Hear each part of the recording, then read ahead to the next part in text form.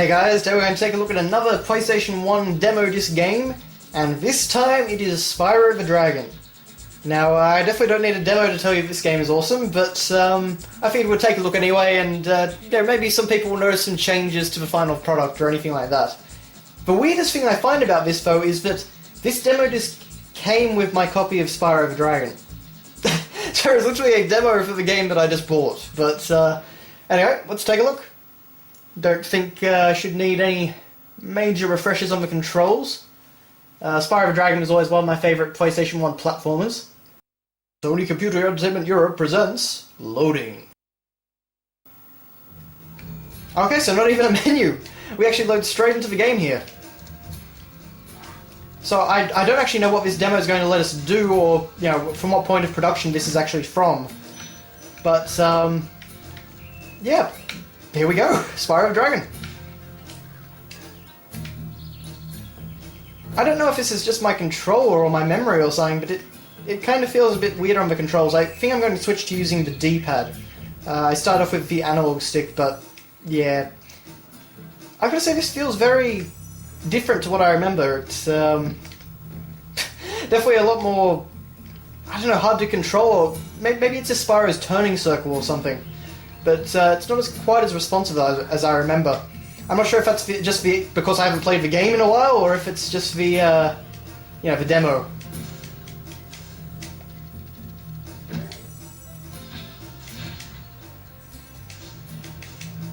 Yeah, he turns very sluggishly. I don't think, D-pad or analog stick doesn't make much difference, I don't think. Ah, I remember you. There are many more worlds for you to explore. I'll take you to see them when the game is finished. Okay, so this is obviously an earlier build then. That's kind of neat. I do like that. I always appreciate when they take the time to make a demo that kind of knows it's a demo. Alright, well maybe we'll go and wake up that dragon over here. I am getting a bit more used to the controls now, but yeah, it definitely caught me off guard at first. So let's wake up this dragon and see what we've got to do. Thank you for releasing me. Free the dragons in the artisan world, then seek out the balloonist. He'll transport you to the next world. What about Nasty Norg? That's all I can tell you. I always loved how kind of useless these dragons were. I can tell you this much, and I shall tell you nothing more. Of course, we have no camera controls. Oh, yes, there we do. R2 and L2. Let's rescue this dragon here. Delbin. Where's Nasty? I'll torch him.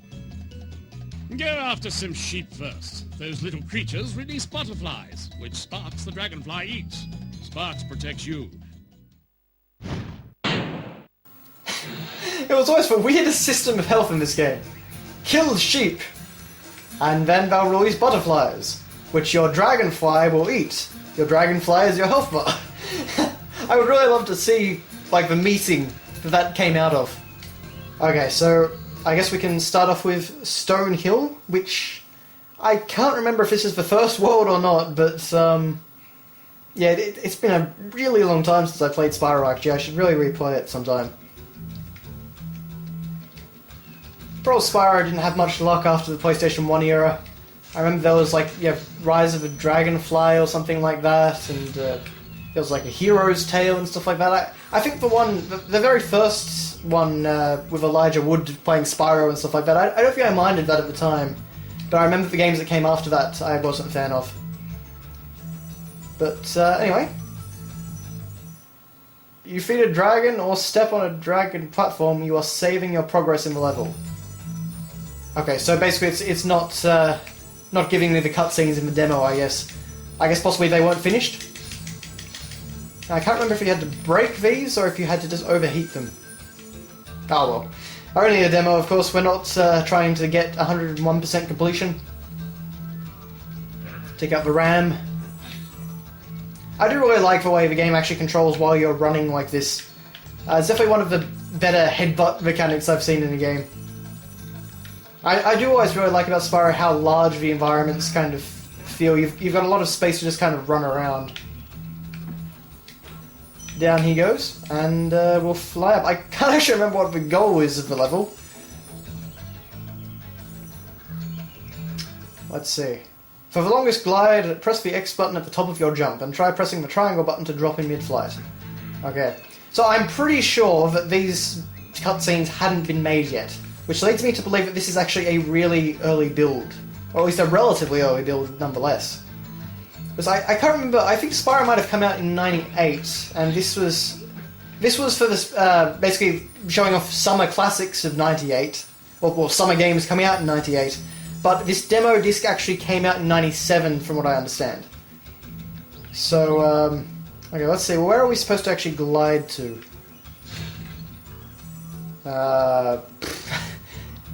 No idea.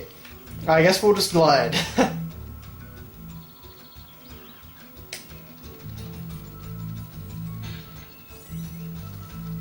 So, let's see. We've got an arch over here. This is probably taking me back to where I came from, though, yep. So maybe we'll try going over here.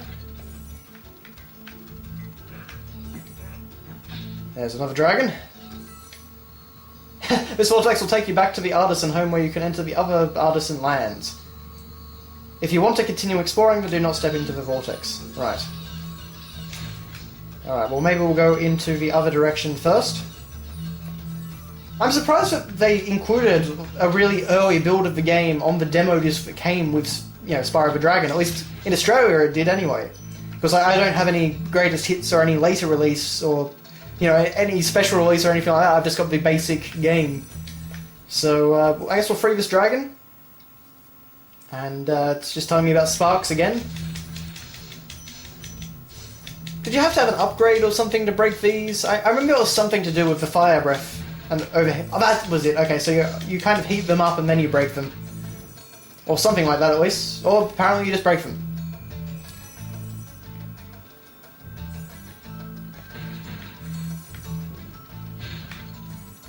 Yeah, so I am wondering if the controls are a little bit off still from what they are in the final product, but yeah, I guess we'll return to the Artisan Land and see what else the game, well, the demo will actually let us do. I'm not sure if this demo will actually end, or if it will just kind of let me keep playing until I'm, you know, done with all the content. Of course, it definitely seems like a fairly free-form demo. Okay, this guy has a cutscene. Press the jump button twice to glide, and don't be afraid. Of what? Falling from high mountain peaks, plummeting into prehistoric glaciers, crashing through... Oh, that.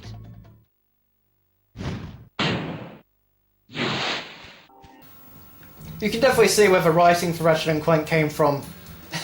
Because, naturally, Spyro the Dragon was the first big franchise from Insomniac Games, or at least the first big one that I know of, anyway.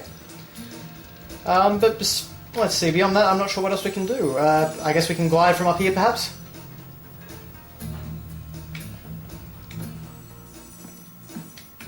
Break through that barrier or something? No? Okie dokie. Really not sure what it wants me to do right here, but again, it's been such a long time. I guess I'm supposed to glide down to these, but yeah, the turning circle... They must have fixed that for the final product. They really must have. I don't remember it being nearly that bad. But of course, it could just be the fact that I remember it being better than it was. But I doubt it. Regardless, Spyro the Dragon was a really creative and fun platformer for the PlayStation 1. As was Spyro 2 and 3, if I remember correctly. So I think if you're looking for a 3D platformer on the PlayStation 1, you can you know, definitely look at Spyro. That really fun series. So I don't think there's much else we can do here aside from explore the overworld. Dark Hollow, apparently we can visit. Alright, so we might take a look at Dark Hollow and then we'll call this this demo video.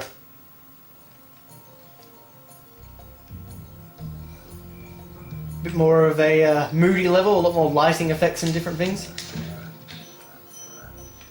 So those ones with the metal shields, you could shoot fire at them, but your best tactic is to just headbutt them because the metal shield will absorb the heat. which you'd think would make it too hot for the enemy to hold on to, but apparently not. Really no idea how to open those, but oh well, it doesn't matter. We're not going for a score in this. Ooh, okay. That didn't go too well. So the big guy, I've got to use fire on then. Alright, we need to find some sheep to kill. Or possibly some frogs. I don't know why all these animals contain butterflies, but apparently that's the logic of the Spyro world. Now I have a feeling, yes, we can set that on fire. Which is pretty neat. I presume we can set that one on fire as well. Which seems to have created a few extra gems for us. Oh, messed up there. Luckily it doesn't take him too long to go down once I start breathing fire.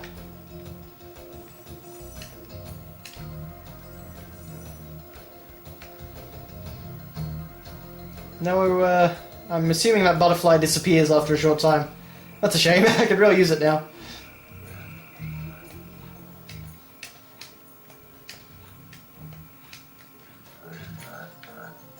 Alrighty then, so looks like we'll just got to free that dragon and be on our way. Big enemies cannot be charged, but... Okay, so what I've already figured out. Alright, so that's actually the portal to return home, so the level is pretty short. Well, let's try and take down this big guy in the center, and we'll see if there's anything else to explore here. And I just made the main mistake again. Okay, but luckily Spark still had some health in him. Alright, so we've got enough to restore us to full.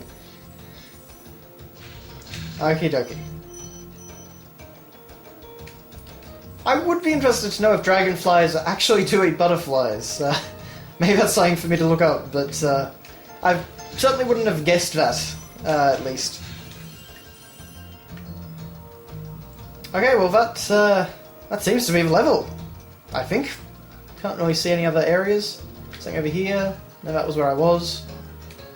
Down here, perhaps? Ah, here we go. Oh.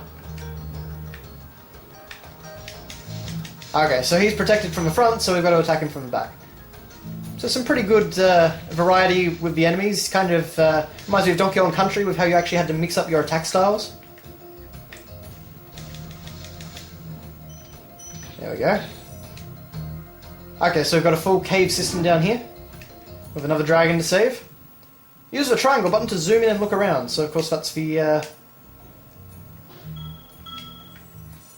Okay, apparently that's also talking to people, but it's also going into the view mode, which actually was a lot like Mario 64's view mode, where you kind of don't go into a first-person perspective, but you just kind of get behind the character's head. Okay, so we picked up a key, and... yeah, again, I don't really know what that was for. Unfortunately, Spyro can't grab onto ledges or anything, which makes sense being a bipedal dragon and all. Not bipedal dragon, a quadrupedal dragon. So maybe we'll see if we can find out where that key goes. I guess it might go in that chest that we found earlier that I couldn't burn through. So let's try going up there again. Here we are.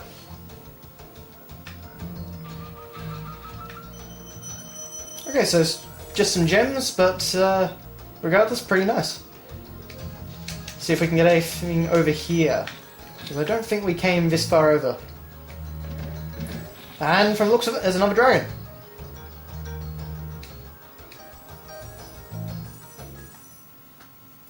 These little creatures are wearing fireproof armor. Yes, I'd already figured that out, thank you. Alright, but that looks like everything we can do in the level. So, that has been your look at the Spyro the Dragon Summer of 98 Demo Disc demo. Obviously it is from an earlier build, given that they actually have things to say the game isn't finished and stuff like that, but it's kind of interesting to look at. It's taken me some time to get used to the controls, but I'm still quite enjoying this. Spyro the Dragon, as I think they fixed up the control issues, but regardless, it's a really fun creative platformer, so if you're looking for a 3D platformer on the PlayStation 1, check it out. definitely is worth your time, I would say. But with that, thanks all for watching, guys, and I will see you next time.